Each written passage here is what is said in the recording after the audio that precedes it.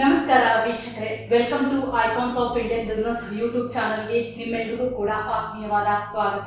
ಎಂದಿನಂತೆ ನಾನು ಉದ್ಯಮ ಕ್ಷೇತ್ರದಲ್ಲಿ ಸಾಧನೆ ಮಾಡಿದಂತಹ ಸಾಧಕರ ಜೊತೆ ಇರ್ತೀನಿ. ಇವತ್ತು ವಿಶೇಷವಾಗಿ ವೈದ್ಯಕೀಯ ಕ್ಷೇತ್ರದಲ್ಲಿ ಸಾಧನೆ ಮಾಡಿದಂತಹ ಸಾಧಕರ ಜೊತೆ ನಾನಿದ್ದೀನಿ. ಸ್ನೇಹಿತರೆ, ಬಹುಶಃ ನಾವೆಲ್ಲ ಕೇಳಿರ್ತೀವಿ, ವೈದ್ಯರು ನಾರಾಯಣ ಹರಿ ಅಂತ ಹೇಳ್ತಾರೆ. ಅಂದ್ರೆ ಡಾಕ್ಟರನ್ನ, ವೈದ್ಯರನ್ನ ದೇವರಿಗೆ ಹೋಲಿಕೆಯನ್ನು ಮಾಡ್ತಾರೆ. ದೇವರು ಒಂದ್ಸಲ ನಮ್ಗೆ ಜೀವನವನ್ನ ಕೊಡ್ತಾನೆ, ಆದ್ರೆ ಆ ಜೀವನವನ್ನ ಉಳಿಸುವ ಕೆಲಸವನ್ನ ಡಾಕ್ಟರ್ ಮಾಡ್ತಾರೆ. ಬಹುಶಃ ನಾವು ಹುಟ್ಟಿದಾಗಿನಿಂದ ಸಾಯೋ ತನಕ ಯಾವುದೇ ರೀತಿ ನಮ್ಗೆ ಒಂದು ಕಾಯಿಲೆ ಆಗಿರ್ಬೋದು, ಯಾವುದೇ ಸಂಕಷ್ಟ ಬಂದು ನಾವು ನಮ್ಗೆ ಹಾಸ್ಪಿಟಲ್ ಅಲ್ಲಿ ಡಾಕ್ಟರ್ ಇದ್ದಾರೆ, ನಮ್ಗೆ ಜೀವ ಉಳಿಸ್ತಾರೆ, ನಮ್ಗೆ ಸಹಾಯ ಮಾಡ್ತಾರೆ, ನಮ್ಗೆ ಜೀವ ರಕ್ಷಣೆಯನ್ನ ಕೊಡ್ತಾರೆ ಅಂತ ನಾವು ಹೋಗೋದೇ ಮೊದಲು ಹಾಸ್ಪಿಟಲ್ಗೆ. ಎಂತ ಅವಿನಾಭಾವ ಸಂಬಂಧ ಅಲ್ವಾ? ಹಾಗಾಗಿ ಸ್ನೇಹಿತರೆ, ಇವತ್ತು ನನ್ನ ಜೊತೆ ಇರುವಂತಹ ಸಾಧಕರ ಬಗ್ಗೆ ಮಾತಾಡಲೇಬೇಕು. ಇವರ ಹೆಸರು ಡಾಕ್ಟರ್ ಅನಿಲ್ ಕುಮಾರ್ ಅಂತ. ಇವರು Zymus hospital one of the board of director ಕೂಡ ಆಗಿದ್ದಾರೆ. ವಿಶೇಷ ಏನಪ್ಪಾ ಅಂದ್ರೆ, ಕ್ಯಾನ್ಸರ್ ಅಂದ್ರೆ ಒಂದ್ಸಲ ನಮ್ಗೆ ಮಂಚೊಟ್ಟು ಬಂದಿರತ್ತೆ. ಕ್ಯಾನ್ಸರ್ ಅಂದ ತಕ್ಷಣ ಜೀವನವೇ ಮುಗ್ದು ಹೋಯ್ತು ಅನ್ನುವಂತ ಒಂದು ಮನಸ್ಥಿತಿ ಬಂದಿರತ್ತೆ. ಅಂತಹ ಕ್ಯಾನ್ಸರ್ ವಿಭಾಗದಲ್ಲಿ ಇವರು ವಿಶೇಷವಾಗಿ ಸರಳವಾಗಿ ಚಿಕಿತ್ಸೆಯನ್ನ ಕೊಡುವ ಮೂಲಕ ಬಹಳಷ್ಟು ಪ್ರಖ್ಯಾತಿಯನ್ನ ಪಡೆದಿದ್ದಾರೆ. ಸೊ ಹಾಗಾಗಿ ನಾವು ಇವ್ರ ಬಗ್ಗೆ ಹೇಳೋದಕ್ಕಿಂತ ಮೊದಲು ಡಾಕ್ಟರ್ ನಮ್ಮ ಜೊತೆ ಇದ್ದಾರೆ. ನಾನು ಡಾಕ್ಟರ್ನ ಮಾತಾಡ್ತೀನಿ. ಅವರ ಒಂದು ಹಾಸ್ಪಿಟಲ್ ಏನು ಸ್ಪೆಷಾಲಿಟಿ ಇದೆ, ಅವರ ಒಂದು ಹಾಸ್ಪಿಟಲ್ ಸ್ಪೆಷಾಲಿಟಿ ಏನು ಅನ್ನೋದನ್ನ ಅವ್ರ ಹತ್ರನೇ ಕೇಳಿ ತಿಳ್ಕೊಳ್ಳೋಣ. ಸರ್ ಕಾರ್ಯಕ್ರಮಕ್ಕೆ ಆತ್ಮೀಯವಾದ ಸ್ವಾಗತ. Welcome to icons of Indian business YouTube channel sir. Thank you madam. Thank you sir. ಮೊದಲನೇದಾಗಿ ನಾನು ಹಾಸ್ಪಿಟಲ್ ಬಗ್ಗೆ ಎಲ್ಲ ಟ್ರೀಟ್ಮೆಂಟ್ ಬಗ್ಗೆ ಕೇಳೋದಕ್ಕಿಂತ ಮೊದಲು ನಿಮ್ಮ ಒಂದು ಪರಿಚಯವನ್ನು ನಮ್ಮ ವೀಕ್ಷಕರಿಗೆ ಹೇಳಿ ಸರ್. ನಮಸ್ಕಾರ ಎಲ್ರಿಗೂ. ನಾನು ಡಾಕ್ಟರ್ ಅನಿಲ್ ಕುಮಾರ್ ಟಿ ಅಂತ. ಆಮೇಲೆ urologist, uro oncologist and robotic surgeon. ಹಂಗಂದರೆ ಯೂರೋ ಆಂಕಾಲಜಿಸ್ಟ್ ಅಂದರೆ ಇತ್ತೀಚೆಗೆ ನೀವು ಕೇಳ್ಪಟ್ಟಿರ್ತೀರ. ಯೂರೋ ಆಂಕಾಲಜಿ ಅನ್ನೋದು ಸೂಪರ್ ಸಬ್ ಸ್ಪೆಷಾಲಿಟಿ. ಯೂರಾಲಜಿ ಮಾಡಿದ್ಮೇಲೆ ಮಾಡ್ತಕ್ಕಂಥ ಒಂದು ಫೆಲೋಶಿಪ್ ಡಿಗ್ರಿ. ಅಂದರೆ urology is already a super specialise degree. ಅದಾದಮೇಲೆ 1.5 ವರ್ಷ ಫೆಲೋಶಿಪ್ ಮಾಡಿ ಯೂರೋ ಆಂಕಾಲಜಿ ಅಂದರೆ ಕ್ಯಾನ್ಸರ್ ಸಂಬಂಧಪಟ್ಟದ್ದು, ಯೂರಾಲಜಿದ್ದು ಕ್ಯಾನ್ಸರ್ ಸಂಬಂಧಪಟ್ಟಿದ್ದು, ಕಿಡ್ನೀಸ್ ಆಗಿರ್ಬೋದು, ಅದ್ರ ಕಿಡ್ನಿ ಟ್ಯೂಬ್ ಯುರೇಟರ್ಸ್ ಅಂತ ಕರಿತೀವಿ, ಇಲ್ಲಾಂದರೆ ಒಂದದ ಚೀಲ, ಯೂರಿನರಿ ಬ್ಲ್ಯಾಡರ್ ಆಗಿರ್ಬೋದು, ಇಲ್ಲ ಜೆನೆಟಲ್ ಏರಿಯಾ, ಇಂಥ ಕ್ಯಾನ್ಸರ್, ಈ ಜಾಗದಲ್ಲಿ ಆಗೋಂಥ ಕ್ಯಾನ್ಸರ್ನ ಟ್ರೀಟ್ ಮಾಡೋಂಥವ್ರಿಗೆ ಯೂರೋ ಆಂಕಾಲಜಿಸ್ಟ್ ಅಂತ ಕರಿತೀವಿ. ಇದು ಕರ್ನಾಟಕದಲ್ಲಿ ಒಂದು 6 to 8 members trained uro oncologist ಇದ್ದಾರೆ. I am one of them. Sir, ಯಾವಾಗ ನಿಮಗೆ ಈ ವೈದ್ಯಕೀಯ ಕ್ಷೇತ್ರಕ್ಕೆ ಬರಬೇಕು ಅಂತ ಅನಿಸ್ತಿತ್ತು? ಮತ್ತೆ ನಿಮಗೆ ಚಿಕ್ಕಂದಲ್ಲಿ MBBS ಮಾಡಬೇಕು, ಡಾಕ್ಟರ್ ಆಗಬೇಕಂತ ಆಸೆ ಇತ್ತಾ, ಅಥವಾ ಏನಾದರೂ ಪೇರೆಂಟ್ಸ್ ಸ್ವಲ್ಪ ಮೋಟಿವೇಟ್ ಮಾಡಿದ್ರ ಡಾಕ್ಟರ್ ಆಗಿ ಅಂತ ನೀವು ಈ ಪ್ರೊಫೆಷನ್ ಆಯ್ಕೆ ಮಾಡ್ಕೊಂಡಿದ್ದೆ ಯಾವಾಗ ಸರ್? ಮೇಡಮ್, ಇದು ಒಂಥರ ಕೋಇನ್ಸಿಡೆನ್ಸ್ ಅಂತಲೇ ಹೇಳ್ಬೋದು. ಎಲ್ಲರಿಗೂ ಮನೆಯಲ್ಲಿ ಅಪ್ಪ ಅಮ್ಮ ಏನೇ ಆಗಲಿ ಮಕ್ಕಳು ಚೆನ್ನಾಗಿ ಓದಬೇಕು. ಆ ಕಾಲದಲ್ಲಿ ಆಲ್ಮೋಸ್ಟ್ ನನ್ನ ಏರಾದಲ್ಲಿ ಒಂದು 20 years ಬ್ಯಾಕ್ ಎಲ್ಲರಿಗೂ ಏನಂದರೆ ಅಟ್ಲೀಸ್ಟ್ ಮನೇಲಿ ಒಬ್ಬರು ಇಂಜಿನಿಯರ್ ಆಗಬೇಕು, ಇಲ್ಲ ಡಾಕ್ಟರ್ ಆಗಬೇಕು. ಎಸ್, ಆವಾಗ ಅಂದರೆ ಈಗ ಸ್ವಲ್ಪ ಇತ್ತೀಚೆಗೆ ಏನಾಗ್ತಾ ಇದೆ, ಓಕೆ ತುಂಬ ಜನ ಆಗ್ತಾ ಇದ್ದಾರೆ, ಅದಕ್ಕೋಸ್ಕರ ಬೇರೆ ಫೀಲ್ಡ್ ಕಡೆ ಡೈವರ್ಟ್ ಆಗ್ತಾ ಇದ್ದಾರೆ. ಮುಂಚೆ ಎಲ್ಲ ಏನಂದರೆ ಬರೀ ಡಾಕ್ಟರ್ಸು ಇಲ್ಲ ಇಂಜಿನಿಯರ್ಸ್ ಎಲ್ಲೇ ಹೋಗಲಿ. ಸೊ ಹಂಗಾಗಿ 2 choices ಅದು ಅವಾಗಲೂ ಇತ್ತು, ಇಲ್ಲ ಅಂತೇನಿಲ್ಲ. But almost every one use to prefer either being doctor or being engineer. ನನಗೆ I have come from a middle class family. ಅಪ್ಪ I was in police department. So ಮನೇಲಿ ಕಷ್ಟ ಇತ್ತು. So even then after second PU, after CET, ನಮ್ಮ ಕಾಲದಲ್ಲಿ CET ಇತ್ತು, NEET ಅಂತ ಇರಲಿಲ್ಲ. I got a very good rank. ಅಪ್ಪ ಹೇಳಿದ್ರು, ಓಕೆ 2ರಲ್ಲಿ ಇಂಜಿನಿಯರಿಂಗ್ ಆಗಲಿ ಮೆಡಿಕಲ್ ಆಗಲಿ 2ರಲ್ಲೂ ರ್ಯಾಂಕ್ ಇತ್ತು, ಮನೇಲಿ ನೀನೇ ಫಸ್ಟ್ ಡಾಕ್ಟರ್ ಆಗಬೇಕು. ಬಿಕಾಸ್ ಇಷ್ಟು ವರ್ಷ ಕಷ್ಟಪಟ್ಟು ಓದಿಸಿದ್ದಾರೆ ಅಪ್ಪ ಅಮ್ಮ. ಅವ್ರದ್ದು ಸ್ವಲ್ಪ ಅವರು ಜೀವನನ ಜಾಸ್ತಿ ನೋಡಿರ್ತಾರೆ ನನಗಿಂತ. ಬಿಕಾಸ್ ಅದಿನ್ನೂ ಇಮ್ಮೆಚ್ಯೂರ್ ಏಜ್. ಸೆಕೆಂಡ್ PU ಅಂದರೆ ಆ teenage is still immature.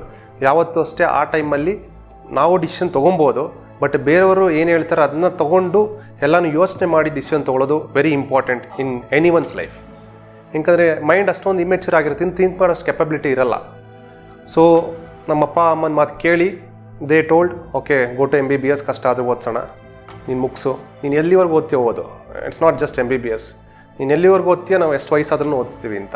So my journey started from there 2004 so ನಾನು ತುಮಕೂರಲ್ಲಿ ಸಿದ್ಧಾರ್ಥ ಕಾಲೇಜಲ್ಲಿ ಸೇರಿಕೊಂಡು MBBS ಮುಗಿಸಿ, ಅದಾದಮೇಲೆ ನೆಕ್ಸ್ಟು MBBS ಮುಗಿಸಿದ ತಕ್ಷಣ ಎಲ್ಲ ನಮ್ಮದು ಮೆಡಿಕಲ್ ಫೀಲ್ಡಲ್ಲಿ ಏನಂದರೆ ಸುಮ್ಮನೆ ಸೀಟ್ ಹಂಗೆ ಸಿಗಲ್ಲ, ಎಂಟ್ರೆನ್ಸ್ ಎಕ್ಸಾಮ್ಗಳು ಬರೀಬೇಕು. ಅದಕ್ಕೆ ವರ್ಷಕ್ಕೆ ಇಷ್ಟು ಜನ ಅಂತ ಕಾಂಪೀಟ್ ಮಾಡ್ತಾ ಇರ್ತಾರೆ. ಈ ವರ್ಷ ಸಿಕ್ಕಿಲ್ಲ, ನೆಕ್ಸ್ಟು ಇನ್ನೂ ಅಷ್ಟು ಜನ ಆ್ಯಡ್ ಆಗ್ತಾ ಹೋಗ್ತಾರೆ. ಆವಾಗ ನಾನು ಓದಬೇಕಂದ್ರೆ ಒಂದು MBBS ಸೀಟ್ಸ್ ಒಂದು 4,000 ಸೀಟ್ಸ್ ಇತ್ತು ಅಂತ ಅನ್ಕೊಬೋದು ಕರ್ನಾಟಕದಲ್ಲಿ. ಅದಕ್ಕೆ ಒಂದು 50,000 to 60,000 ಜನ ಕಾಂಪೀಟ್ ಮಾಡ್ತಾರೆ ಪ್ರತಿ ವರ್ಷ. ಎಸ್, 100%. ಸೊ ಈ 4,000 ಜನ ಮಾತ್ರ ಸೀಟ್ ತೊಗೊತಾರೆ. ನೆಕ್ಸ್ಟ್ ಇಯರ್ ತಿರ್ಗಾ 40,000 ಜನ ಆ್ಯಡ್ ಆಗ್ತಾರೆ. ಸೊ ಒಂದು ವರ್ಷ ಕಷ್ಟಪಟ್ಟು ಹೋಯ್ತು ಅಂದರೆ ತಿರ್ಗಾ ಅವ್ರು ಮಿಕ್ಕಿದವ್ರ ಜೊತೆನೂ ಕಾಂಪೀಟ್ ಮಾಡಬೇಕು. ಈ ಥರ ಪ್ರತಿ ವರ್ಷವೂ. ಅದಲ್ಲದೆ ನೆಕ್ಸ್ಟ್ ಇನ್ನೂ ಕಷ್ಟ ಏನಂದರೆ ಆ ಟೈಮಲ್ಲಿ PG degrees, post graduation seats ಅಂದರೆ ವಿರಳ, ವೆರಿ ಲೆಸ್ ಇನ್ ಇಂಡಿಯಾ.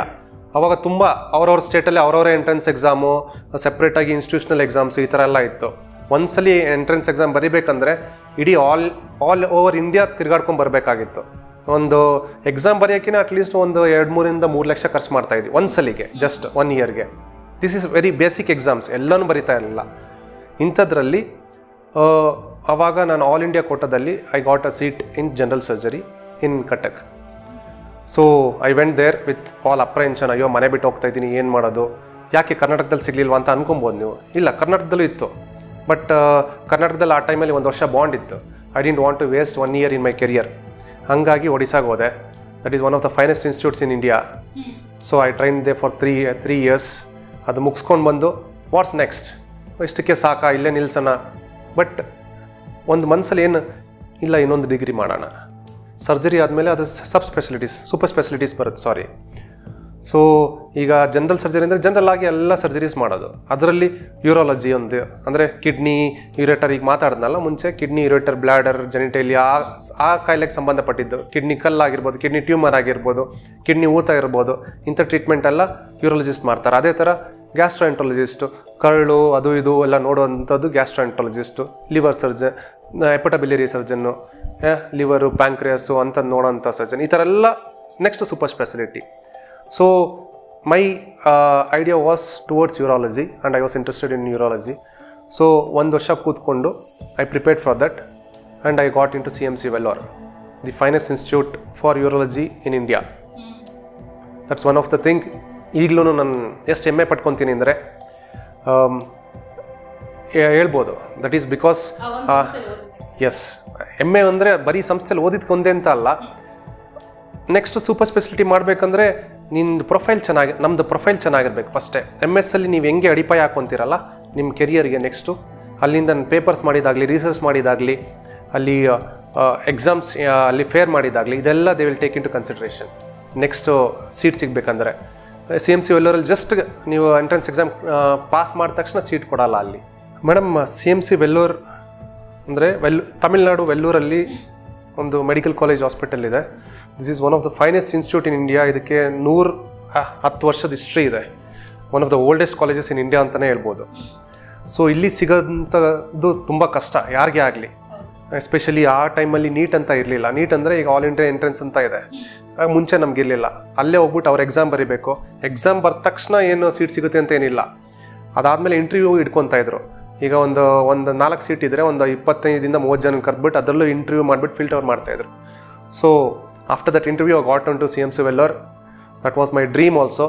ಮಾಡಿದ್ರೆ you should do in very good institute ಅಂತ, either AIIMS Delhi or PGA or Vellore ಅಂತ. So from there my journey started. ನನ್ನ ಕೆರಿಯರ್ದು ಜರ್ನಿ ಸ್ಟಾರ್ಟ್ ಆಗಿದೆ ಆವಾಗ. ಇಷ್ಟೋ ತನಕ ಹೇಳಿದೆಲ್ಲ ಬೇಸ್ಮೆಂಟ್ ಅಷ್ಟೇ. ಈಗ ನಂದು ಮನೆ ಸ್ಟಾರ್ಟ್ ಆಗ್ತಾ ಇದೆ. ಹೆಂಗೆ ಅಂದರೆ, ಸೊ ಅಲ್ಲಿ 3 ವರ್ಷ ಮುಗಿಸಿ 1 ವರ್ಷ ತಿರ್ಗಾ ಕೆಲಸ ಮಾಡಿ ಅದಾದಮೇಲೆ ವಾಪಸ್ ಬೆಂಗಳೂರಿಗೆ ಬಂದೆ. I did A fellowship in euro oncology and robotic surgery. ಅಂದರೆ ಈ ಸೂಪರ್ ಸ್ಪೆಷಾಲಿಟಿ ಮುಗಿದ ತಕ್ಷಣ ಆಲ್ಮೋಸ್ಟ್ ಅದೇ ಎಂಡ್ ಆಲ್ಮೋಸ್ಟ್. ಇತ್ತೀಚೆಗೆ ಏನಾಗ್ತಾ ಇದೆ ಅಂದರೆ ಆರ್ಗನ್ ಸ್ಪೆಸಿಫಿಕ್ ಜನರು ಸೆಪ್ರೇಟಾಗಿ, ಈಗ ನಾನು ಕಿಡ್ನಿ ಯೂರಾಲಜಿ ಬಗ್ಗೆ ಮಾಡಿದೆ, ಈಗ ಯೂರಾಲಜಿ ಆಂಕಾಲಜಿ ಅಂದರೆ cancers of all this urology organs ಒಂದು ಫೆಲೋಶಿಪ್ ಮಾಡಿದೆ ವಿತ್ ರೋಬೋಟಿಕ್ ಸರ್ಜರಿ. ಸೊ ಅದು ಮುಗಿಸ್ಕೊಂಡು HCG ಕ್ಯಾನ್ಸರ್ ಸೆಂಟ್ರಲ್ಲಿ ಒಂದು 4-5 ವರ್ಷ ಕೆಲಸ ಮಾಡಿದೆ. ಸೊ ಆಫ್ಟರ್ ದಟ್ ನಾವು ಈ ಝೈಮಸ್ ಹಾಸ್ಪಿಟಲ್ ಅನ್ನೋದು ಸ್ಟಾರ್ಟ್ ಆಗಿದ್ದೆ HCG ಕ್ಯಾನ್ಸರ್ ಸೆಂಟ್ರಲ್ಲಿ. ಇದು ನಮ್ಮದು pet project.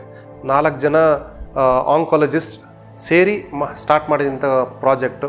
But this is a super speciality hospital. But all oncologist, cancer ಸಂಬಂಧಪಟ್ಟವರೇ ಎಲ್ಲ ಡಾಕ್ಟರ್ಸ್ ಎಲ್ಲ. ನಾನು ಯೂರೋ ಆಂಕಾಲಜಿಸ್ಟ್ ಆಗಿರ್ಬೋದು, ಇನ್ನೊಬ್ಬರು ಜನರಲ್ ಸರ್ಜಿಕಲ್ ಆಂಕಾಲಜಿಸ್ಟ್ ಇದ್ದಾರೆ, ಇನ್ನೊಬ್ಬರು ಹೆಪಟಬಿಲಿಯರಿ ಸರ್ಜನ್ ಇದ್ದಾರೆ, ಇನ್ನೊಬ್ಬರು ಆಂಕಾನಸ್ಥೆಟಿಸ್ಟ್ ಇದ್ದಾರೆ.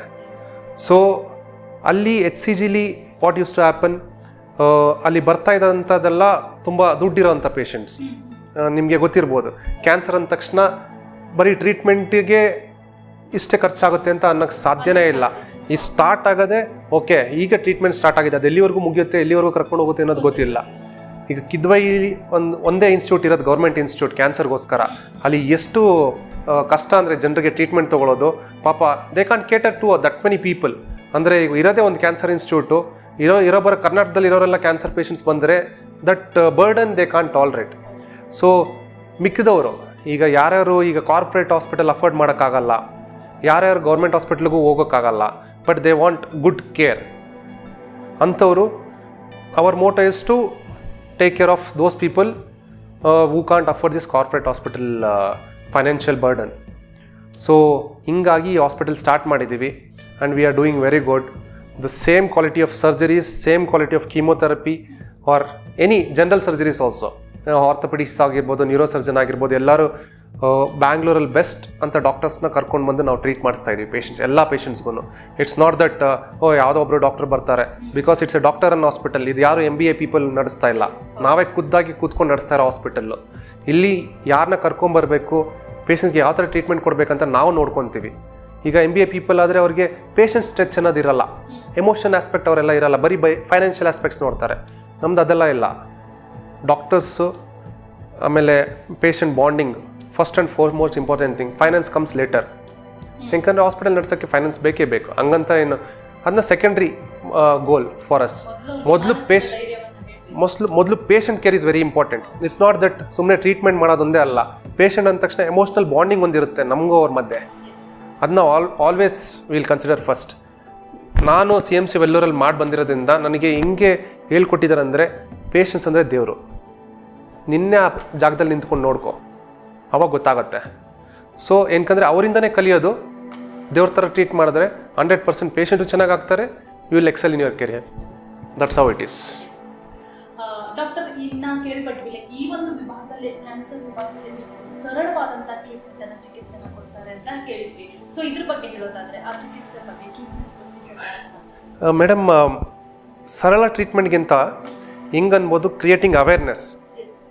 ಈಗ ಮುಂಚೆ ಎಲ್ಲ ಏನಾಗ್ತಾ ಇತ್ತು, ಎಲ್ಲರೂ ಅಯ್ಯೋ ಹಾಸ್ಪಿಟ್ಲಿಗೆ ಯಾಕೆ ಹೋಗಬೇಕು, ನನಗೇನು ತೊಂದರೆ ಇಲ್ವಲ್ಲ, ಏನು ಕಾಯಿಲೆ ಇಲ್ವಲ್ಲ, ಈ ಥರ ಮೊದಲೆಲ್ಲ. ಇತ್ತೀಚೆಗೆ ಏನಾಗಿದೆ, ಹೆಲ್ತ್ ಚೆಕಪ್ ಅನ್ನೋದು, ಸ್ಕ್ರೀನಿಂಗ್ ಅನ್ನೋದು ಬಂದ್ಬಿಟ್ಟಿದೆ. Many people are many people are literates and educated. ಎಲ್ಲರೂ ಓದಿರ್ತಾರೆ, ಇಲ್ಲ ಮನೇಲಿ ಯಾರು ಒಬ್ಬರು ಓದಿರ್ತಾರೆ. ಅಪ್ಪ ಅಮ್ಮ ಇನ್ನೂ ವಯಸ್ಸು ಅಂದರೆ ಹಳೆ ಕಾಲದವ್ರಾಗಿದ್ರೆ, ಇಲ್ಲ ಫಾರ್ಮರ್ಸ್ ಆಗಿದ್ರೆ ಕರ್ಕೊಂಬಂದಪ್ಪ ಒಂದ್ಸಲಿ ಬಾ ಚೆಕ್ ಮಾಡ್ಸೋಣ, ಅಮ್ಮ ಬಾ ಅಮ್ಮ ಚೆಕ್ ಮಾಡ್ಸೋಣ, ಏನು ತೊಂದರೆ ಇಲ್ಲ ಅಂತ ಚೆಕ್ ಮಾಡ್ಸೋಣ. That's how. ಆ ಚೆಕ್ ಮಾಡಿಸಿದಾಗ ಏನಾಗುತ್ತೆ, ಈ ಕ್ಯಾನ್ಸರ್ ಅನ್ನೋದು ಕಂಡುಹಿಡಿದ್ರೆ will detect at very early stage 1 and 2 ಅಲ್ಲಿ. ಈ ಕ್ಯಾನ್ಸರ್ ಸ್ಟೇಜ್ 1 and 2 ಅಂದರೆ ನಿಮ್ಗೆ ಅರ್ಥ ಆಗೋಕ್ಕೆ ಈಸಿಯಾಗಿ ಹೇಳ್ತೀನಿ. ಕ್ಯಾನ್ಸರ್ ಅನ್ನೋದು ಒಂದು ಮಾರಿ ಕಾಯಿಲೆ. ಅದರಲ್ಲಿ 4 ಸ್ಟೇಜ್ ಅಂತ ಇರುತ್ತೆ. ಯಾವುದೇ ಕ್ಯಾನ್ಸರ್ ತೊಗೊಳ್ಳಿ, ಸ್ಟೇಜ್ 1, 2, 3, 4. ಈಗ ಏನು ತೊಂದರೆ, ಏನು ಲಕ್ಷಣಗಳಿಲ್ದಲೇ ಕಂಡಿಡಿದಾಗ usually most of the cancers stage 1 ಇಲ್ಲ 2 ಅಲ್ಲಿ ಇರುತ್ತೆ. ಓಕೆ, ಅಕಸ್ಮಾತ್ ನಂಗೆ ಹೊಟ್ಟೆ ನೋವು ಬಂತು, ಬೇದಿ ಆಗ್ತಾ ಇದೆ, ಇಲ್ಲ ಜಾಂಡೀಸ್ ಬಂತು, ಅದು ಇದು ಅಂದರೆ ಆಲ್ರೆಡಿ ಸಿಂಪ್ಟಮ್ಸ್ ಬಂದಿದೆ ಅಂದರೆ ಆ ಕ್ಯಾನ್ಸರ್ ಸ್ಟೇಜ್ 3 ಇಲ್ಲ 4 ಅಲ್ಲಿ ಇರುತ್ತೆ. ಆವಾಗ ಗುಣಪಡಿಸ್ತಕ್ಕಂಥದ್ದು ಕಷ್ಟ. Okay, we are aiming at quality of life in stage 3 and 4. But stage 1 and 2 ಅಲ್ಲಿ ಏನಾದ್ರು ಕ್ಯಾನ್ಸರ್ ಕಂಡಿಡಿತು ಅಂದರೆ ನಾವು ಮುಂಚೆ ಯಾವತ್ತು ಕ್ಯಾನ್ಸರ್ ಬಂದವರೇ ಬದುಕ್ತಾರಪ್ಪ ಅಂತ ಅನ್ಕೊಂತಾನೆ ಇರಲಿಲ್ಲ. Okay, yes, 100%. ನಾನೇ ಆಗಲಿ, ನಾನು ಚಿಕ್ಕ ವಯಸ್ಸಲ್ಲಿ ಅಯ್ಯೋ ಯಾರೋ ಕ್ಯಾನ್ಸರ್ ಬಂದರೆ ಬಿಡಪ್ಪ ಅವನೇನು ಬದುಕಲ್ಲ. ಈಗ ಹಂಗಿಲ್ಲ. ಕ್ಯಾನ್ಸರ್ ಅನ್ನೋದ್ರಲ್ಲಿ ಕ್ಯೂರ್ ಅಂತ ವರ್ಡ್ ಯೂಸ್ ಮಾಡ್ತಾ ಇದ್ವಿ. We are able to achieve cure in more than 95% of the patients in stage 1 and 2 cancer. Okay, ಅದಕ್ಕೆ ಇಂಪಾರ್ಟೆಂಟ್ ಏನಂದರೆ ಈ ಹೆಲ್ತ್ ಚೆಕಪ್ಪು, ಸ್ಕ್ರೀನಿಂಗು. ಏನು ತೊಂದರೆ ಇಲ್ಲದ ಸುಮ್ಮನೆ ಬಂದು ಟೆಸ್ಟ್ ಮಾಡಿಸ್ಕೊಳ್ಳೋದು. ಏನಾದ್ರು ಒಂದು ಚಿಕ್ಕದಾಗಿ ಏನಾದ್ರು ಕಂಡಿಡಿದ ತಕ್ಷಣ ಟ್ರೀಟ್ಮೆಂಟ್ ಮಾಡಿಬಿಟ್ರೆ ಕ್ಯಾನ್ಸರ್ ಬರ್ದೇಲೇ ಇರ್ಬೋದು ಜೀವನದಲ್ಲಿ, ಆ ಥರ ನೋಡ್ಕೊಬೋದು. ಆಮೇಲೆ ಕ್ಯಾನ್ಸರ್ ಒಂದು ಯಾವಾಗಲೂ ಕಾಡುತ್ತೆ ಡಾಕ್ಟರ್, ಏನಂದ್ರೆ ಬಹುಶಃ ಅದು ಗೊತ್ತಾಗೋದೇ ದೊಡ್ಡ ಸಮಸ್ಯೆ ಆಗತ್ತಂತ. ಈಗ ಸಣ್ಣ ಪುಟ್ಟ ಸಮಸ್ಯೆ ಅಂತ, ಈಗ ಏನಾದ್ರು ಒಂದು ಮೈಕೈ ನೋವು, ಬೇರೆ ಯಾವ್ದಾದ್ರು ಸಿಂಟಮ್ಸ್ ನೋಡಿಸ್ಕೊಂಡು ಕೂಡ ಬೇರೆ ಬೇರೆ ಹಾಸ್ಪಿಟಲ್ ಚಿಕ್ಕ ಕೂಡ ತೋರಿಸ್ತಾ ಇರ್ತೀವಿ, ಮೆಡಿಸಿನ್ ತಿಂತಾ ಇರ್ತೀವಿ. ಎಲ್ಲೋ ಒಂದು ಎಂಡ್ ಆಫ್ ದ ಡೇ ಗೊತ್ತಾಗುತ್ತೆ. ಆ ಗೊತ್ತಾಗೋ ಸಮಯದಲ್ಲೇ 4th ಸ್ಟೇಜ್ ಅಲ್ಲಿ ಇರುತ್ತೆ. ಸೊ ಹಾಗಾಗಿ ಒಂದು ಫೈನಾನ್ಷಿಯಲಿ ಸ್ವಲ್ಪ ಇರೋರಾದ್ರೆ ಟ್ರೀಟ್ಮೆಂಟ್ ನ ಮುಂದುವರಿಸಿ ಎಷ್ಟಾದ್ರೂ ಖರ್ಚು ಮಾಡಿ ಒಸ್ಕೊಡಿ ಅಂತ ಹೇಳ್ತಾರೆ. ಬಹಳ ಆರ್ಥಿಕವಾಗಿ ಹಿಂದುಳಿದರಾದ್ರೆ ಕೈ ಚೆಲ್ಬಿಡ್ತಾರೆ, ಅವ್ರಿಗೆ ಏನ್ ಮಾಡ್ಬೇಕಂತ ಗೊತ್ತಾಗಲ್ಲ. 4th ಸ್ಟೇಜ್ ಅಲ್ಲಿ ಇರುತ್ತೆ. ದುಡ್ಡು ಎಷ್ಟಾದ್ರೂ ಸುರಿತಿ ಬಂದ್ರು ಒಂದು ಬದುಕ್ತಾರಂತ ಹೇಳುವಂತ ಒಂದು ಗ್ಯಾರಂಟಿ ಕೂಡ ಇರಲ್ಲ. ಸೊ ಹಾಗಾಗಿ ಇದನ್ನ ಬೇಗನೆ ಕಂಡುಕೊಳ್ಳೋದು ಹೇಗೆ ಅಂತ ಕ್ಯಾನ್ಸರ್ನ? ಮೇಡಮ್, ನೀವು ಹೇಳಿದ್ದು ತುಂಬಾ ನಿಜ. ಅದೇನಾಗುತ್ತೆ ಅಂದರೆ, ದುಡ್ಡು ಇರಲಿ ಇಲ್ಲದೆ ಇರಲಿ, ಸ್ಟೇಜ್ 4 ಅಲ್ಲಿ ಇತ್ತು ಅಂದರೆ ಎಷ್ಟೇ ಶ್ರೀಮಂತ ಆಗಿರ್ಬೋದು, ಏನು ಮಾಡೋಕ್ಕಾಗಲ್ಲ. ಎಷ್ಟೇ ದುಡ್ಡು ಚೆಲ್ಲಿ, ವಿ ಶುಡ್ ಅಂಡರ್ಸ್ಟ್ಯಾಂಡ್ ದಟ್. ಅದಕ್ಕೆ ಇಂಪಾರ್ಟೆಂಟ್ ಏನಂದರೆ ಸ್ಟೇಜ್ 1 and 2 ಅಲ್ಲಿ ಡಿಟೆಕ್ಟ್ ಮಾಡೋದು. ಸ್ಟೇಜ್ 1 and 2 ಅಲ್ಲಿ ಡಿಟೆಕ್ಟ್ ಮಾಡೋದಂದರೆ ಹೆಂಗೆ ಅಂದರೆ, ಈಗ ಸಾಮಾನ್ಯವಾಗಿ ಈಗ ನನಗೆ ಬೇರೆಯವ್ರದ್ದು ಯಾರ್ದು ಎಕ್ಸಾಂಪಲ್ ತೊಗೊಳೋದು ಬೇಡ. ಒಂದು ಚಿಕ್ಕ ಜ್ವರ ಬಂತು, ಇಲ್ಲ ಏನೋ ಸ್ಟಮಕ್ ಅಪ್ಸೆಟ್ ಆಯಿತು, ಹೋದೆ, ಡಾಕ್ಟ್ರ್ ಹೇಳಿರ್ತಾರೆ ಯಾವುದಕ್ಕೆ ಇರಲಿ ಕಂಡ್ರಿ ಒಂದು ಅಲ್ಟ್ರಾಸೌಂಡ್ ಮಾಡಿಸ್ರಿ. ಅವಾಗ ಸುಮ್ಮನೆ ಮಾಡಿಸಿದಾಗ ಸರ್ ನಿಮ್ದ್ರಲ್ಲಿ ಏನೋ ಸ್ವಲ್ಪ ವ್ಯತ್ಯಾಸ ಕಾಣಿಸ್ತಾ ಇದೆ, ಅದಕ್ಕೆ ಸ್ವಲ್ಪ ಬೇರೆ CT ಸ್ಕ್ಯಾನು ಅದು ಇದು ಮಾಡಿಸ್ಬೇಕಾಗತ್ತೆ ಸರ್ ಅಂದಾಗ ನಾವು ಅದನ್ನ ಪಾಸಿಟಿವ್ ಆಗಿ ತೊಗೊಂಡು ಮಾಡಿಸ್ಬೇಕು. ಎಸ್, ಯಾಕಂದರೆ ನಾನು ಯಾವುದೋ ಕಾಯಿಲೆಗೆ ಹೋಗಿದ್ದು, ಚಿಕ್ಕಪುಟ್ಟ ಫೀವರ್ಗೆ ಹೋಗಿದ್ದು, ಇಲ್ಲ ನೆಗಡಿಗೆ ಹೋಗಿದ್ದು, ಏನೋ ಒಂದು ಸಿಕ್ತು. ಸೊ ಈ ಥರ ಇನ್ಸಿಡೆಂಟಲ್ ಆಗಿ ಕಂಡಿಡ್ತಿರಕ್ಕಂಥದ್ದು ಬಂದಿರಕ್ಕಂಥದ್ದು ಯಾವಾಗಲೂ ಯೂಶಲಿ ಸ್ಟೇಜ್ 1 and 2 ಅಲ್ಲೇ ಇರುತ್ತೆ. ಸೊ ಆ ಸ್ಟೇಜಲ್ಲಿ ಯಾವಾಗ ಕಂಡಿಡಿದಾಗ 100% ಇಲ್ಲ ಮೋರ್ ದೆನ್ 95% ಅದು ಟ್ರೀಟ್ಮೆಂಟ್ ಮಾಡಿದ ತಕ್ಷಣ ಕ್ಯೂರ್ ಆಗೋಗುತ್ತೆ. ಡಾಕ್ಟರ್, ಈ ಕ್ಯಾನ್ಸರ್ ಮಹಾಮಾರಿ ಅಂದ್ರೆ ಏನು ಅಂತ, ವಾಟ್ ಈಸ್ ಕ್ಯಾನ್ಸರ್? ಇದು ಎಲ್ಲಿ ಉತ್ಪತ್ತಿ ಆಗುತ್ತೆ? ಯಾವ ರೀತಿ ಒಂದು ಕ್ಯಾನ್ಸರ್ ಅಂದ ತಕ್ಷಣ ನಮಗೆ ಈಗ ಫಸ್ಟ್ ತಲೆಯಲ್ಲಿ ಬರೋದೇ ಲೈಫ್ ಈಕ್ವಲ್ಸ್ ಟು ಡೆತ್ ಅಂತ. ಆದ್ರೆ ಕ್ಯಾನ್ಸರ್ ಬಂತ, ಎರಡು ಕ್ಯಾನ್ಸರ್ ಇದೆ ಅಂದ ತಕ್ಷಣ ಓಕೆ ಏನೋ ಮುಗ್ಬಿಡ್ತು, ಲೈಫ್ ಮುಗ್ಗೋ ಅಂತಲ್ಲಿದೆ ಅಂತ ಬಂದ್ಬಿಡುತ್ತೆ. ಸೊ ಇದು ಎಲ್ಲಿಂದ ಉತ್ಪತ್ತಿ ಆಗುತ್ತೆ ಕ್ಯಾನ್ಸರ್ ಅನ್ನೋದು, ಎಲ್ಲಿಂದ ಬಂತು ಅಂತ? ಕ್ಯಾನ್ಸರ್ ಅಂದರೆ ಚಿಕ್ಕದಾಗಿ ಹೇಳ್ಬೇಕಂದ್ರೆ ಕ್ಯಾನ್ಸರ್ ಅನ್ನೋದು ಎಲ್ಲಿ ಬೇಕೋ ಹುಟ್ಬೋದು ದೇಹದಲ್ಲಿ, ಎಲ್ಲಿ ಬೇಕೋ, ಚರ್ಮದಿಂದ ಹಿಡಿದು ಮೈಂಡ್ ತುಂಬ ಚರ್ಮನೇ, ಚರ್ಮ ಕ್ಯಾನ್ಸರು ಆಗ್ಬೋದು, ಎಲ್ಲಿ ಬೇಕೋ ಆಗ್ಬೋದು. ಕ್ಯಾನ್ಸರ್ ಅಂದರೆ ಏನಿಲ್ಲ, ನಮ್ಮ ನಾರ್ಮಲ್ ಸೆಲ್ಸ್ ಅಂದರೆ ಒಂದು ಕಣ, ಯಾವುದೇ ಟಿಶ್ಯೂ ತೊಗೊಳ್ಳಿ ಅದರದ್ದೊಂದು ಕಣ, ಸ್ಕಿನ್ನೇ ತೊಗೊಳ್ಳಿ, ಸ್ಕಿನ್ದು ಒಂದು ಕಣ. ಅದು ಏನಾಗುತ್ತೆ, ನಾರ್ಮಲ್ ಆಗಿ ಒಂದು ಇಷ್ಟೇ ಹುಟ್ಟಿದ್ರೆ ಇಷ್ಟೇ ಸಾಯಬೇಕು ಅಂತ ಸೆಲ್ಸ್ ಇರುತ್ತೆ. ಕ್ಯಾನ್ಸರ್ ಅಂದರೆ ಏನಂದರೆ ಈ ಹುಟ್ಟೋದು ಜಾಸ್ತಿ ಆಗ್ತಾ ಹೋಗುತ್ತೆ, ಸೆಲ್ಸ್ ಬೆಳೆಯೋದು, ನಂಬರ್ ಆಫ್ ಸೆಲ್ಸ್ ಇರ್ಬೋದು, ಇಲ್ಲ ಸೆಲ್ಸ್ ದಪ್ಪ ಆಗೋದು, ಅದು ಜಾಸ್ತಿ ಆಗ್ತಾ ಹೋಗುತ್ತೆ. ಅದಕ್ಕೆ ಕಂಟ್ರೋಲ್ ಮೆಕ್ಯಾನಿಸಮ್ ಇಲ್ಲ. ಸೊ ಯಾವಾಗ ನಾರ್ಮಲ್ ಆಗಿ ಈಗ ನಾನು ಹೇಳ್ದಂಗೆ ಸೆಲ್ಸು ಸಾಯಬೇಕು ಇಲ್ಲ ಹುಟ್ಟಬೇಕು, ಹೊಸದಾಗಿ ಹುಟ್ಟಿದಾಗ ಹಳೆ ಸೆಲ್ಸ್ ಸಾಯಬೇಕು. ಇದನ್ನ ನಮ್ಮ ದೇಹದಲ್ಲಿ ಒಂದು ಕಂಟ್ರೋಲ್ ಮೆಕ್ಯಾನಿಸಮ್ಸ್ ಇರುತ್ತೆ. ಅದು ಇಷ್ಟೇ ಸೆಲ್ಸ್ ಹತ್ರ ಇಷ್ಟೇ ಸೆಲ್ ಹುಟ್ಟಬೇಕಂತ ಇರುತ್ತೆ. ಬಟ್ ಕ್ಯಾನ್ಸರಲ್ಲಿ ಈ ಕಂಟ್ರೋಲ್ ಮೆಕ್ಯಾನಿಸಮ್ನ ಅವಾಯ್ಡ್ ಮಾಡಿಬಿಡುತ್ತೆ. ಅಂದರೆ ಅವಾಯ್ಡ್ ಅಂದರೆ ಈ ಕಂಟ್ರೋಲ್ ಮೆಕ್ಯಾನಿಸಮ್ಗೂ ಅದು ಬಗ್ಗೋದಿಲ್ಲ. ಆವಾಗ ಸೆಲ್ಸ್ ಜಾಸ್ತಿ ಆದಂಗೆ ಗಡ್ಡೆ ಬೆಳ್ಕೊಳ್ಳುತ್ತೆ. ಏನಕ್ಕಂದ್ರೆ ಸೆಲ್ಸ್ ಜಾಸ್ತಿ ಆಯ್ತಲ್ಲ, ಒಂದು ಟಿಶ್ಯೂ ಎಲ್ಲೇ ಆಗಲಿ ಗಡ್ಡೆ ಬೆಳ್ಕೊಳ್ತಾ ಹೋಗುತ್ತೆ. ಈಗ ಗಡ್ಡೆ ಬೆಳ್ಕೊತಾ ಹೋದಂಗೆ ಅದು ಲಿಂಫ್ಯಾಟಿಕ್ ಸ್ಪ್ರೆಡ್ ಆದ ಮುಖಾಂತರ ಆಗಿರ್ಬೋದು. ಎಸ್, ಏನಕ್ಕಂದ್ರೆ ದೇವರು ಹೆಂಗೆ ಕೊಟ್ಟಿದ್ದಾನೆ ಅಂದರೆ ನಮ್ಮ ದೇಹನ, ನಮ್ದು ಏನೇ ತೊಂದರೆ ಇದ್ರೂ ನಮ್ಮ ದೇಹನೇ ಕರೆಕ್ಟ್ ಮಾಡ್ಕೊಂಡ್ಬಿಡುತ್ತೆ. That is called homeostatic mechanism. ಅದು ಎಷ್ಟು ಒಳ್ಳೆ ಇದು ಸೃಷ್ಟಿ ಅಂದರೆ ದೇವ್ರದ್ದು. ಬಟ್ ಈ ಕ್ಯಾನ್ಸರ್ ಅನ್ನೋದು ಆ ಸೃಷ್ಟಿಗೂ ಮೀರ್ಬಿಟ್ಟು ಬೆಳೆಯೋಕ್ಕೆ ಸ್ಟಾರ್ಟ್ ಆಗೋದು. ಎಸ್, ಅದು ಏನಾಗುತ್ತೆ, ಚಿಕ್ಕದಾಗಿ ಬೆಳೆದಾಗ ಗೆಡ್ಡೆ ಒಂದೇ ಕಡೆ ಇದ್ದಾಗ ಓಕೆ, ಅದನ್ನೇ ಹೇಳೋದು ಸ್ಟೇಜ್ 1 and 2 ಅಂತ. ಈಗ ಅಕಸ್ಮಾತ್ ಇನ್ನೂ ದೊಡ್ಡದಾಗ್ತಾ ಅದಕ್ಕೆ ಜಾಗ ಬೇಕು ಸ್ಪ್ರೆಡ್ ಆಗೋಕ್ಕೆ.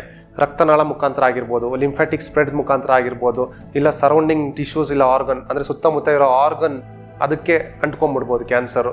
ಈ ಥರ ಸ್ಪ್ರೆಡ್ ಆಗ್ತಾ ಹೋಗುತ್ತೆ. ಬ್ಲಡ್ಡಲ್ಲಿ ಸ್ಪ್ರೆಡ್ ಆದ ತಕ್ಷಣ ದೇಹ ಪೂರ್ತಿ ಎಲ್ಲಿ ಬೇಕೋ ಆಡ್ಬೋದು. ಅದು ಸ್ಟೇಜ್ 4 ಆಗೋಗುತ್ತೆ. ನಿಮ್ಮಲ್ಲಿ ಸಾಕಷ್ಟು ಜನ ಪೇಷಂಟ್ಸ್ ಬಂದಿರ್ತಾರೆ, ಸಾಕಷ್ಟು ಜನ ನೀವು ನೋಡಿರ್ತೀರ ಕ್ಯಾನ್ಸರ್ ಪೇಷಂಟ್ಸ್. ಕೆಲವೊಂದು ಉದಾಹರಣೆಗಳು ಹೇಳೋದಾದ್ರೆ, ಕೆಲವೊಂದು ಕ್ರಿಟಿಕಲ್ ಕಂಡೀಷನ್ ಹೋಗಿರುವಂಥದ್ದು, ನೀವು ಅವರನ್ನ ಸೇವ್ ಮಾಡಿರುವಂಥದ್ದು, ಆ ಥರ ಏನಾದರೂ ಇನ್ಸಿಡೆಂಟ್ ಅಂತ ಹೇಳೋದು? ಎಸ್ ಮೇಡಮ್, ಪ್ರತಿಯೊಂದು ಸ್ಟೇಜ್ ಆಫ್ ಕ್ಯಾನ್ಸರ್ಸು, ಪ್ರತಿಯೊಂದು ಕ್ಯಾನ್ಸರ್, ಯೂರೋಲಾಜಿಕಲ್ ಕ್ಯಾನ್ಸರ್ಸ್, ಕಿಡ್ನಿ ಆಗಿರ್ಬೋದು, ಯುರೇಟರ್ ಆಗಿರ್ಬೋದು, ಬ್ಲ್ಯಾಡರ್ ಆಗಿರ್ಬೋದು, ಟೆಸ್ಟಿಸ್ ಆಗಿರ್ಬೋದು, ಪೆನಿಸ್ ಆಗಿರ್ಬೋದು, ಇದೆಲ್ಲನೂ ನೋಡಿದ್ದೀನಿ. ಎಲ್ಲದಕ್ಕೂ ಟ್ರೀಟ್ಮೆಂಟ್ ಮಾಡಿದ್ದೀನಿ. ಕ್ಯಾನ್ಸರ್ ಟ್ರೀಟ್ಮೆಂಟ್ ಅಂದರೆ ಏನು ಬೇಕಾಗಿರ್ಬೋದು, ಅದು ಸರ್ಜರಿ ಆಗಿರ್ಬೋದು, ಅದು ಕೀಮೊಥೆರಪಿ ಆಗಿರ್ಬೋದು, ಅದು ರೇಡಿಯೇಷನ್ ಥೆರಪಿ ಆಗಿರ್ಬೋದು, ಇಲ್ಲ ಇತ್ತೀಚೆಗೆ ಇಮ್ಯುನೊಥೆರಪಿ ಅಂತ ಬಂದಿದೆ, ಟಾರ್ಗೆಟೆಡ್ ಥೆರಪಿ ಅಂತ ಬಂದಿದೆ.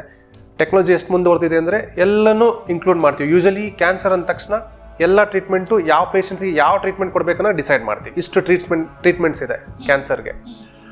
ಸೊ ಸ್ಟೇಜ್ 1 and 2 ಕ್ಯಾನ್ಸರ್ಸ್ ಹೇಳಿದ್ನಲ್ಲ, ಗೆಡ್ಡೆಗಳು ನಾನು ಹೇಳ್ದಂಗೆ ಕಿಡ್ನಿಲಿ ಅಲ್ಲೇ ಚಿಕ್ಕದಾಗಿ ಗೆಡ್ಡೆ ಬೆಳೆದಿದೆ, ಫುಲ್ ಕಿಡ್ನಿ ತೆಗಿಬೇಕಾಗಿಲ್ಲ. ಆವಾಗ ಚಿಕ್ಕದಾಗಿದ್ದೆ ಆ ಗೆಡ್ಡೆ ಜೊತೆ ಸ್ವಲ್ಪ ಕಿಡ್ನಿ ತೆಗೆದ್ಬಿಟ್ರೆ ಆ ಕಿಡ್ನಿನೂ ಉಳಿಸ್ಬೋದು. ಒಂದು ಜಸ್ಟ್ ಎಕ್ಸಾಂಪಲ್ ಕೊಡ್ತಾ ಇದ್ದೀನಿ. ಅದೇ ಪ್ರಾಸ್ಟೇಟ್ ಒಳಗಡೆನೆ ಕ್ಯಾನ್ಸರ್ ಇದ್ದರೆ ಪ್ರಾಸ್ಟೇಟ್ನ ತೆಗೆದುಬಿಟ್ರೆ ಕ್ಯಾನ್ಸರ್ ಕ್ಯೂರ್ ಆಗುತ್ತೆ. ಈ ಥರ. ಅದೇ ಸ್ಟೇಜ್ 2 ಕ್ಯಾನ್ಸರ್ ಅಂದರೆ ಸ್ವಲ್ಪ ಪ್ರಾಸ್ಟೇಟಿಂದ ಹೊರಗಡೆ, ಇಲ್ಲ ಕಿಡ್ನಿಯಿಂದ ಸ್ವಲ್ಪ, ಕಿಡ್ನಿಲಿ ಇನ್ನೂ ಸ್ವಲ್ಪ ದೊಡ್ಡದಾಗಿರೋದು, ಆ ಥರ ಇದ್ದಾಗ ಅವಾಗಲೂ ಅಷ್ಟೇ ಸ್ವಲ್ಪ ಕಿಡ್ನಿ ಉಳಿಸ್ದಲ್ಲೇ ಇರೋದಕ್ಕಾಗ್ಬೋದು. ಬಟ್ ಕಿಡ್ನಿನೂ ಮತ್ತು ಟ್ಯೂಮರ್ ಸಮೇತ ತೆಗೆದುಬಿಟ್ರೆ ಕ್ಯಾನ್ಸರ್ನ ಕ್ಯೂರ್ ಮಾಡ್ಬೋದು.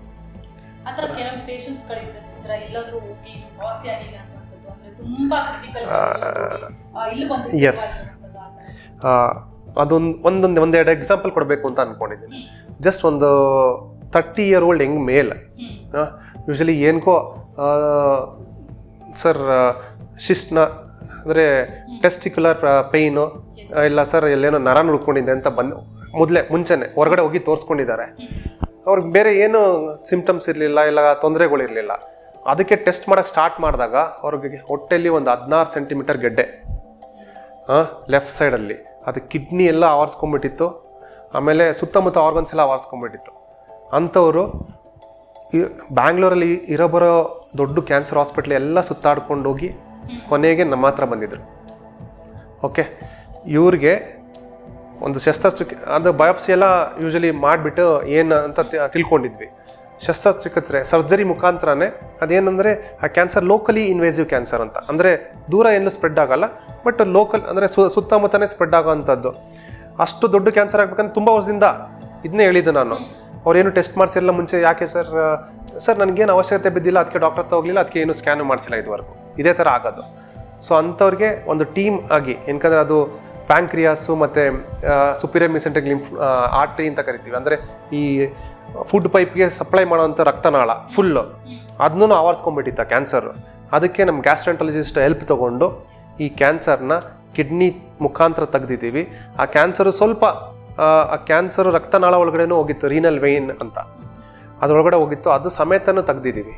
ಅವರು ತಿರ್ಗಾ ಫಾಲೋಅಪ್ಗೆ ಆಲ್ಮೋಸ್ಟ್ ಬರ್ತಾನೆ ಇದ್ದಾರೆ, 1 ವರ್ಷದಿಂದ ತುಂಬ ಚೆನ್ನಾಗಿದ್ದಾರೆ, ಇದುವರೆಗೂ ಏನೂ ಆಗಿಲ್ಲ.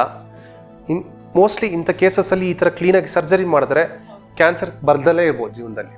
ಬಟ್ ಕ್ಯಾನ್ಸರ್ ಮಾಡಿದ್ಮೇಲೆ usually follow up is very important. Surgery ಆಗಲಿ ಏನೇ ಟ್ರೀಟ್ಮೆಂಟ್ ಕೊಟ್ಟಾದ್ಮೇಲೆ ನಾವು ಕರೆದಾಗ ಸರ್ 3 ತಿಂಗಳಿಗೆ ಬರಬೇಕಂದ್ರೆ ಬರಬೇಕು, ತೋರಿಸ್ಬೇಕು. ಅಕಸ್ಮಾತ್ ತಿರ್ಗಾ ಚಿಕ್ಕದಾಗಿ ಏನಾರು ಬಂತಂದರೆ ತಕ್ಷಣ ಅದೆಲ್ಲ ಕ್ಯೂರ್ ಆಗೋ ಚಾನ್ಸಸ್ ಇರುತ್ತೆ. So this is one of the best example. ಯಾವುದು ದೊಡ್ಡ ಹಾಸ್ಪಿಟ್ಲ್ ಅಂತ ಕೇಳಬೇಡಿ, ನಿಮ್ಗೆ ಆಲೇ ಗೊತ್ತಿರುತ್ತೆ. ದೊಡ್ಡದಂದರೆ ಕ್ಯಾನ್ಸರ್, ನಿಮ್ಮ ಬ್ಯಾಂಗ್ಳೂರಲ್ಲಿ ದೊಡ್ಡ ಕ್ಯಾನ್ಸರ್ ಹಾಸ್ಪಿಟ್ಲ್ಗಳಂದರೆ ಇದು ಕಾರ್ಪೊರೇಟ್ ಆಗಿರ್ಬೋದು, ಇಲ್ಲ ಬೇರೆ ಗೌರ್ಮೆಂಟ್ ಆಗಿರ್ಬೋದು. ಯಾಕಂದ್ರೆ ಇರೋದೇ 3-4 ದೊಡ್ಡ ಕ್ಯಾನ್ಸರ್ ಆಸ್ಪತ್ರೆಗಳು, ನಿಮ್ಗೆ ಆಲೇ ಗೊತ್ತಾಗಿರುತ್ತೆ. ಅಂಥ ಕಡೆ ಎಲ್ಲ ಹೋಗಿ ಬಂದಿರೋದು ನಮ್ಮ ಹತ್ರ, ಅಂಥವನ್ನೆಲ್ಲ ಚೆನ್ನಾಗಿ ಮಾಡಿ ಕಳಿಸಿದ್ವಿ. ಅದಲ್ಲದೆ ಇನ್ನೊಂದು ಎಕ್ಸಾಂಪಲ್ಲು, ಇದು ಚಿಕ್ಕ ವಯಸ್ಸಲ್ಲಾಯಿತು. ಕ್ಯಾನ್ಸರ್ ಯೂಶಲಿ ವಯಸ್ಸಾದ್ಮೇಲೆ ಜಾಸ್ತಿ ಆಗ್ತಾ ಹೋಗುತ್ತೆ ಕ್ಯಾನ್ಸರ್ ಇನ್ಸಿಡೆನ್ಸ್. ಒಂದು 80 ಇಯರ್ಸ್ ಓಲ್ಡ್ ಜೆಂಟಲ್ಮ್ಯಾನ್, ಅವರೂ ಅಷ್ಟೇ ಈ ಥರ ಕಿಡ್ನಿಲಿ ಒಂದು ಟ್ಯೂಮರ್ ಆಗಿತ್ತು. ಅವರು ಕಿಡ್ನಿಲಿ ಟ್ಯೂಮರ್ ಆಗಿಬಿಟ್ಟು ಯೂಶಲಿ ಯೂರಿನಲ್ಲಿ ರಕ್ತ ಬರೋಕ್ಕೆ ಸ್ಟಾರ್ಟ್ ಆಗಿತ್ತು. ಹಂಗಾಗಿ ಯೂರಿನಲ್ಲಿ ರಕ್ತ ಬರ್ತಾಯಿತ್ತಲ್ಲ ಅಂತ ತೋರಿಸ್ಕೊಂಡಾಗ ಅವ್ರಿಗೆ ಕ್ಯಾನ್ಸರ್ ಇದೆ ಅಂತ ಗೊತ್ತಾಗಿದ್ದು. ಅದಾಲೇ ಸ್ಟೇಜ್ 2 ಅಲ್ಲಿತ್ತು. ಅಂಥವ್ರು ಅಷ್ಟೇ, ಅವರೂ ಇದೇ ಥರ ಸೇಮ್ ಈ ದೊಡ್ಡ ಕಾರ್ಪೊರೇಟ್ ಕ್ಯಾನ್ಸರ್ ಹಾಸ್ಪಿಟ್ಲಿಗೆಲ್ಲ ಸುತ್ತಾಡ್ಕೊಂಡು ಹೋಗಿ ಅಲ್ಲಿ ಒಂದು ಹಾಸ್ಪಿಟ್ಲಲ್ಲಿ ಹೇಳಿದ್ದಾರೆ, ಸರ್ ನಿಮ್ಗೆ ವಯಸ್ಸಾಗಿದೆ, ಏನು ಮಾಡೋಕ್ಕಾಗಲ್ಲ, ಇರೋಷ್ಟು ದಿನ ಚೆನ್ನಾಗಿರಿ ಅಂತ. ನಮ್ಮದು ಟೀಮ್ ಎಷ್ಟು ಚೆನ್ನಾಗಿದೆ ಹಾಸ್ಪಿಟ್ಲಲ್ಲಿ ಅಂದರೆ, ಈವನ್ ಏನಕ್ಕಂದರೆ ಟ್ರೀಟ್ಮೆಂಟ್ ಅಂದರೆ it depends on team effort. ಅನಸ್ತೇಷಿಯಾದವ್ರು ಚೆನ್ನಾಗಿ ಅನಸ್ತೇಷಿಯಾ ಕೊಡಬೇಕು, ಇಂಟೆನ್ಸಿವಿಸ್ಟು ಚೆನ್ನಾಗಿ ನೋಡ್ಕೊಬೇಕು, post operative ICU care, surgeon ಚೆನ್ನಾಗಿ ಸರ್ಜರಿ ಮಾಡಬೇಕು, ಚೆನ್ನಾಗಿ ಪೋಸ್ಟ್ ಆಪರೇಟಿವ್ ಕಾಂಪ್ಲಿಕೇಶನ್ಸ್ ಏನಾದ್ರು ಆಗಿದೆಯಾ, ಇಲ್ಲ ಚೆನ್ನಾಗಿ ಫಾಲೋಅಪ್ ಚೆನ್ನಾಗಿ ಆಗ್ತಾ ಇದೆಯಾ, ರಿಕವರಿ ಚೆನ್ನಾಗಿ ಆಗ್ತಾ ಇದೆಯಾ ಅನ್ನೋದು ನೋಡಬೇಕು. ಇದೆಲ್ಲ ಇಂಪಾರ್ಟೆಂಟ್, ಒಂದು ಟೀಮ್ ಎಫರ್ಟ್ ಇರುತ್ತೆ ಕ್ಯಾನ್ಸರ್ ಅಂದಮೇಲೆ. ಸೊ ಆ ಪೇಷಂಟ್ಗೆ ಎಲ್ಲ ತೋರಿಸಾದ್ಮೇಲೆ ಅನಸ್ಥೆಟಿಸ್ಟ್ ಅವರ್ anaesthetist is very experienced, is the finest in India ಅಂತಲೇ ಅನ್ಬೋದು ಕ್ಯಾನ್ಸರಲ್ಲಿ. ಅವ್ರು ಅನಸ್ಥೇಷಿಯಾ ಕೊಟ್ಟರು, ಅವ್ರಿಗೆ ಚಿಕ್ಕ ಕೀ ಹೋಲ್ ಸರ್ಜರಿ ಮುಖಾಂತರ, ಲ್ಯಾಪ್ರೋಸ್ಕೋಪಿ ಮುಖಾಂತರ ಕಿಡ್ನಿ ತೆಗೆದ್ವಿ. ಅವ್ರು ಸರ್ಜರಿನೇ ಮಾಡೋಕ್ಕಾಗಲ್ಲ ಅಂತ ಇದ್ರು ಹೊರಗಡೆ. ಸರ್ಜರಿ ಮಾಡೋಕ್ಕಾಗಲ್ಲ ಅಂದರೆ ದೊಡ್ಡ ಕುಯ್ದುಬಿಟ್ಟು ತೆಗಿಬೇಕು ಅಂತ ಇದ್ರೆ, ನಾವು key hole surgery, laparoscopic surgery ಮಾಡಿ ಕಿಡ್ನಿ ತೆಗೆದ್ವಿ. ಅವರು ಒಂದು 3 ದಿನಕ್ಕೆ ಹಾಸ್ಪಿಟ್ಲಿಂದ ಡಿಸ್ಚಾರ್ಜ್ ಮಾಡಿದ್ವಿ. ಈಸ್ ವೆರಿ ಫೈನ್ ನಾವು. ಈಗಲೂ ಅವಾಗ ಬರ್ತಾ ಇರ್ತಾರೆ, ಫಾಲೋಅಪ್ ಹೇಳಿದ್ಮೇಲೆ ಬರ್ತಾರೆ. ಮೇಡಮ್ 85 ವಯಸ್ಸಲ್ಲಿ ಏನೇ ಚಿಕ್ಕ ಪ್ರೊಸೀಜರ್ ಮಾಡೋಕ್ಕೂ ತುಂಬ ಕಷ್ಟ. ಅಂಥದ್ರಲ್ಲಿ ಇಷ್ಟು ದೊಡ್ಡ ಕಿಡ್ನಿ, ಎಸ್ ಅನಸ್ತೇಷಿಯಾ ಸ್ವಲ್ಪ ಕೊಡೋದೇ ಕಷ್ಟ. ಸರ್ಜರಿ ಮಾಡೋದು ಬಿಡಿ, ಒಂದು 4 ಅವರ್ ಸರ್ಜರಿ ಮಾಡೋದು ತುಂಬ ಕಷ್ಟ. ಸೊ ಇಂಥದ್ದೆಲ್ಲ ಮಾಡಿದ್ವಿ. This are just few examples ನಿಮ್ಗೆ ಹೇಳ್ಬೇಕಂತ ನಮ್ಮ ವ್ಯೂವರ್ಸ್ಗೋಸ್ಕರ. ಡಾಕ್ಟರ್, ಈಗ ಝೈಮಸ್ ಹಾಸ್ಪಿಟಲ್ ಬಗ್ಗೆ ಹೇಳೋದಾದ್ರೆ ಇಲ್ಲಿ ಯಾವ ರೀತಿ ಟ್ರೀಟ್ಮೆಂಟ್ ಪ್ರೊಸೀಜರ್ ಆಗಿರ್ಬೋದು, ಬೇರೆ ಎಲ್ಲ ಏನೆಲ್ಲ ಫೆಸಿಲಿಟೀಸ್ ಇದೆ ಹೇಳೋದಾದ್ರೆ? Madam, it's a super speciality hospital. It's not that exclusive cancer hospital ಅಂತ ಏನಿಲ್ಲ. ನಾವು ಡೈರೆಕ್ಟರ್ಸ್ ಎಲ್ಲ ಕ್ಯಾನ್ಸರ್ ಸ್ಪೆಷಲಿಸ್ಟ್ ಇರ್ಬೋದು, but it's A super speciality. We treat everything. ಇಲ್ಲಿ ಎಲ್ಲ ಡಿಪಾರ್ಟ್ಮೆಂಟ್ ಇದೆ. ಬ್ಯಾಂಗ್ಳೂರ್ಲಿ ಎಲ್ಲ ಕ್ಯಾನ್ಸರ್ ನಡೆಯುತ್ತೆ. ಕ್ಯಾನ್ಸರ್ ನಡೀತಲ್ಲ ಅಂತ ಹೇಳ್ತಾ ಇಲ್ಲ, ಕ್ಯಾನ್ಸರ್ ಜೊತೆಗೆ. ಎಸ್, ಕ್ಯಾನ್ಸರ್ಗೆ one of the finest institute. If you are thinking okay cancer ಹಾಸ್ಪಿಟ್ಲಿಗೆ ಹೋಗ್ಬೇಕಂತ, this is also cancer hospital only, but we are not branded it. Cancer ಅಂತ ಬ್ರ್ಯಾಂಡ್ ಮಾಡಿಲ್ಲ. ಎಲ್ಲನೂ ಮಾಡ್ತೀವಿ, ಕ್ಯಾನ್ಸರನ್ನು ಮಾಡ್ತೀವಿ. ಕ್ಯಾನ್ಸರ್ಗೆ ತುಂಬ ಚೆನ್ನಾಗೇ ಟ್ರೀಟ್ಮೆಂಟ್ ಕೊಡ್ತೀವಿ. ಅಲ್ಲಿ ಹೊರಗಡೆ ಏನು ದೊಡ್ಡ ಹಾಸ್ಪಿಟಲ್ ಕೊಡ್ತಾರಲ್ಲ, ಆಲ್ಮೋಸ್ಟ್ ಪಾರ್ ಆಫ್ ಇಟ್. ಅಷ್ಟೇ ಟ್ರೀಟ್ಮೆಂಟು, ಅಷ್ಟೇ ಟ್ರೀಟ್ಮೆಂಟ್ ಕೊಡ್ಬೋದು, ಅಷ್ಟೇ ಫಾಲೋಅಪ್ಪು ಮಾಡ್ತೀವಿ. That's how it is. ಬ್ಯಾಂಗ್ಳೂರಲ್ಲಿ ಎಷ್ಟು ಫೈನೆಸ್ಟ್ ಡಾಕ್ಟರ್ಸ್ ಇರ್ತಾರಲ್ಲ, ಅದರದ್ದೇ ಡಿಪಾರ್ಟ್ಮೆಂಟ್, ಆರ್ಥೋ ಆಗಿರ್ಬೋದು, ನ್ಯೂರೋ ಸರ್ಜರಿ ಆಗಿರ್ಬೋದು, ಇಲ್ಲ ಯಾವುದೇ ಡಿಪಾರ್ಟ್ಮೆಂಟ್ ತೊಗೊಳ್ಳಿ, ಎಲ್ಲ ಫೈನೆಸ್ಟ್ ಡಾಕ್ಟರ್ಸ್ ಬಂದ್ಬಿಟ್ಟು ನೋಡ್ಕೊಂಡು ಹೋಗ್ತಾರೆ.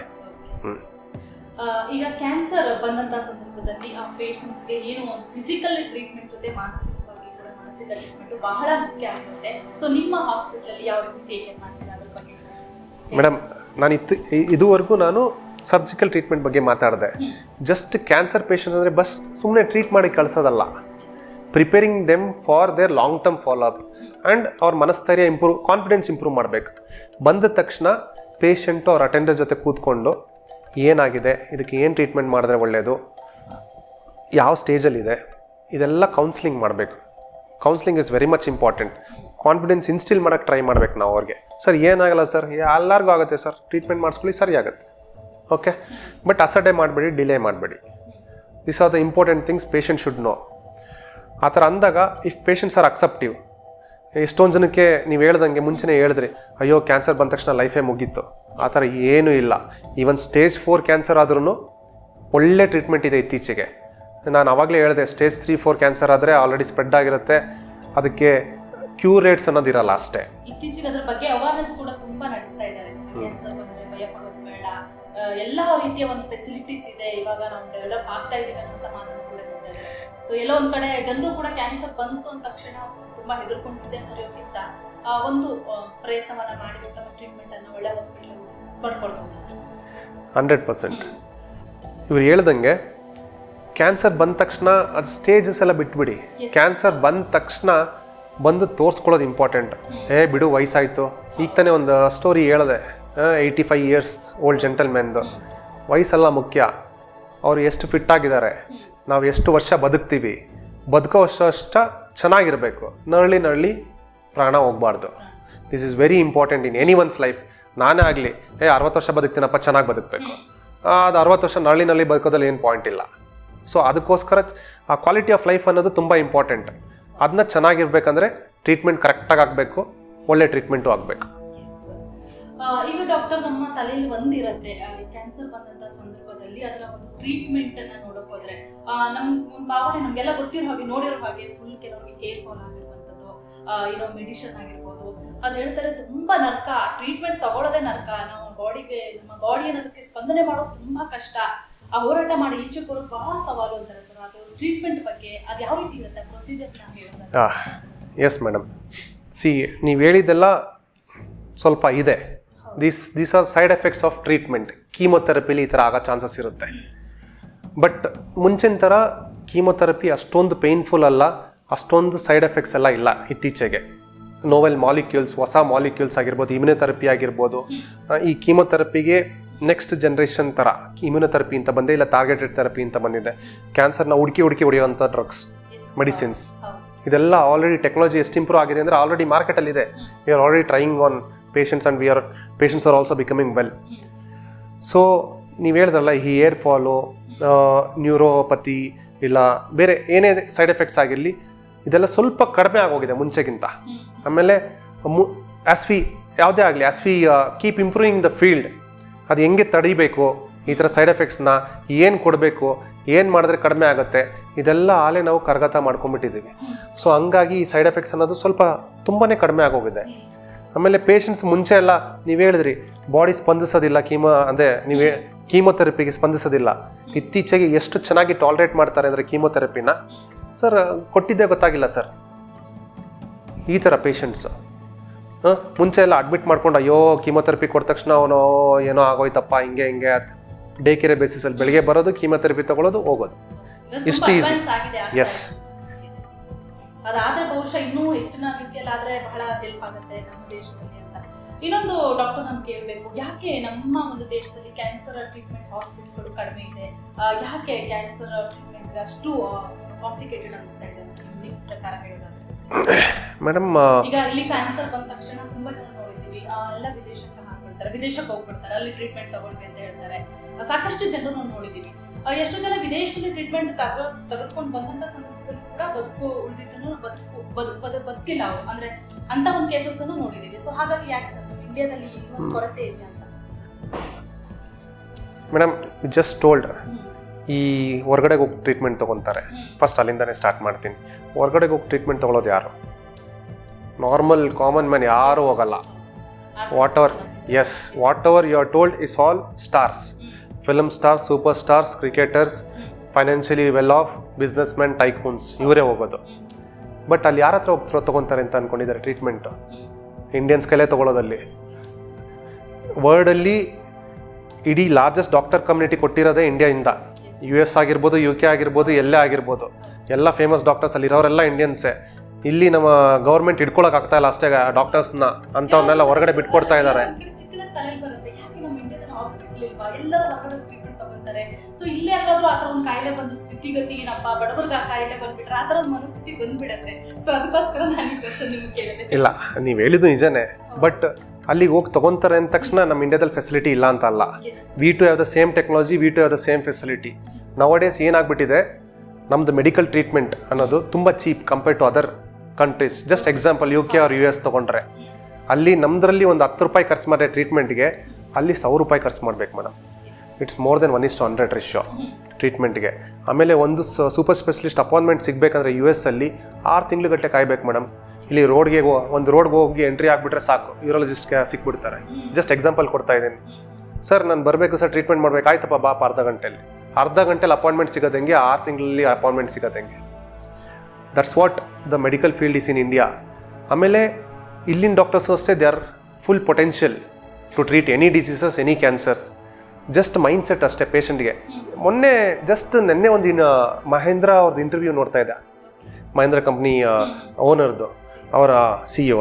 ಅವ್ರು ಹಂಗೆ ಮಾತಾಡ್ತಾ ಇದ್ರು, ನನ್ನ ಮಗಳಿಗೆ ಫಿಂಗರ್ ಇಂಜುರಿ ಆಗಿತ್ತು, ಯಾರೋ ಹೇಳಿದ್ರು ನಾನು ಹೊರಗಡೆ ಕರ್ಕೊಂಡು ಹೋಗ್ಬೇಕು ಅಂತ, ಅದಕ್ಕೆ ಕರ್ಕೊಂಡೋಗಿ ಹೊರಗಡೆ ಟ್ರೀಟ್ಮೆಂಟ್ ಮಾಡಿಸ್ದೆ. ಆದ್ರೂ ಅವ್ರದ್ದು ಏನೋ ಸರ್ಜರಿ ಸಕ್ಸಸ್ ಆಗಲಿಲ್ಲ.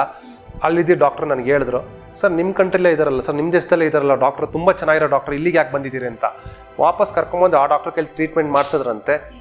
ಆ ಡಾಕ್ಟ್ರು ಟ್ರೀಟ್ಮೆಂಟ್ ಮಾಡಿದ್ದು ಹೆಂಗೆ ಅಂದರೆ, ಆವಾಗ ಆ ಟೈಮಲ್ಲಿ ಏನೇನು ಲೋಕಲ್ ರಿಸೋರ್ಸಸ್ ಇತ್ತು ಅದನ್ನೇ ಯುಟಿಲೈಸ್ ಮಾಡ್ಕೊಂಡು ಟ್ರೀಟ್ಮೆಂಟ್ ಮಾಡಿದ್ದಾರೆ. ಶಿ ಈಸ್ ವೆರಿ ಗುಡ್ ಅಂದರೆ she recovered very well. Then ಆ ಎಕ್ಸಾಂಪಲ್ ಇಟ್ಕೊಂಡು the Mahindras all this car variant started.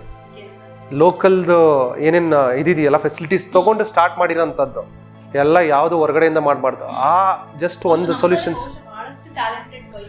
ತುಂಬ ಇದ್ದಾರೆ ಮೇಡಮ್, 100% ಇದ್ದಾರೆ. And they are renowned also, famous also. We should support them, we should make them grow. ಇಲ್ಲಿ ದುಡ್ದುಬಿಟ್ಟು ಈ ದುಡ್ಡನ್ನ ತೊಗೊಂಡೋಗಿ ಅವ್ರಿಗೆ ಕೊಟ್ಟರೆ ಅದೇ same treatment, whatever it is.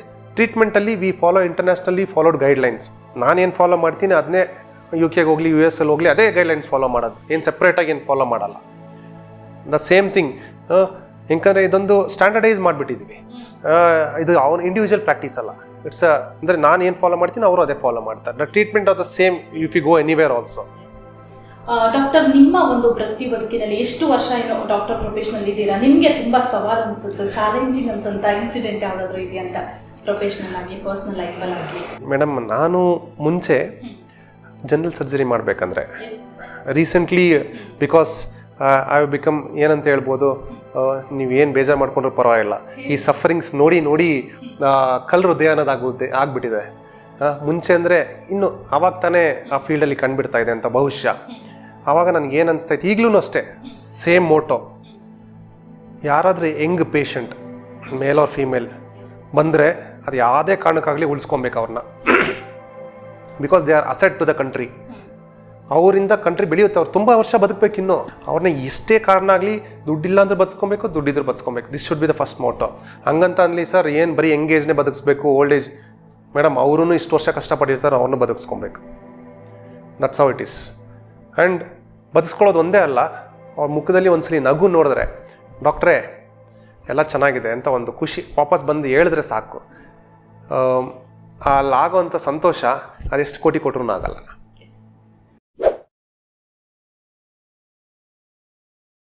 Like, comment, and subscribe.